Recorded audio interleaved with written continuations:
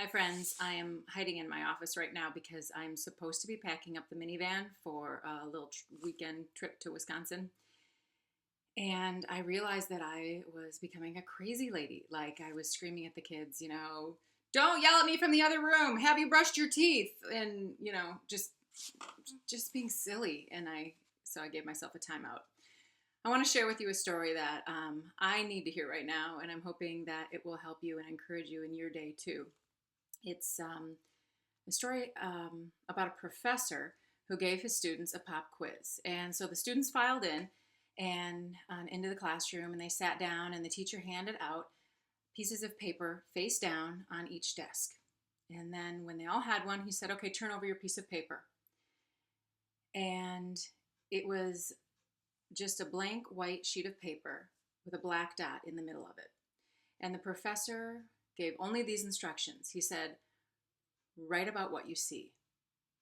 So for the majority of the class time, each student wrote about what they saw.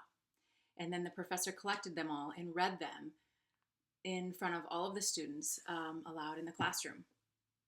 Every single one, without exception, every single student wrote about that black dot that was marring the page, or just that had been magnified in their eyes. Not a single one of them wrote about the white page and about the blank space that could be used for anything. They talked about the black dot. And it's kind of like that in our lives. And that's what the professor went on to say to the students. He said, "I'm not going to grade you on this. I just wanted to make a point. Are you looking at the black dots in your life, or are you looking at all of the white space that is there for whatever you choose to use it for?"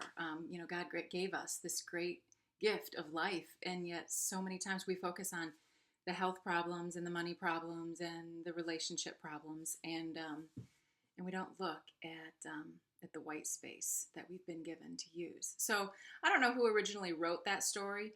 It was sent to me via email. I think it kind of went viral email wise. And my friend Gallo in California sent it to me. So thank you for that, Gallo. But, it's easy to say, just look at the white space. Don't focus on the black dot. Don't focus on the dark spots of your life. But it's harder to apply that, I think. And so I'd like to help you, encourage me to try 3 tricks that have worked for me in the past. And 1 is reject, 2 is replace, and 3 is reroute. So when you have those thoughts, those dark thoughts that come into your mind, when you've got that problem and that health concern and something is just absolutely weighing you down, and it's nothing you can do anything about, I urge you to reject it and just say, "I reject that thought. I'm not thinking about it right now." And sometimes that's enough. Sometimes that'll do it and you can just move on with your day. Sometimes, though, you need to force your brain to think about something else. You can't think about 2 things at the same time. So I then will often have a little mantra or something that I'll say. So for me, from Galatians, I like to repeat love, joy, peace, patience, kindness, goodness, gentleness, faithfulness, self-control. Those are fruits of the Spirit. And so I've memorized them so that when I have a thought that just has taken hold in my brain and won't let go, I can force it out by thinking about something else. So the first is to just reject. The second is to replace the thought. And then the third is to reroute. And reroute is where kindness comes in. Because sometimes, like when I had cancer, I would wake up in the morning and I would know that all day long that cancer was going to haunt me.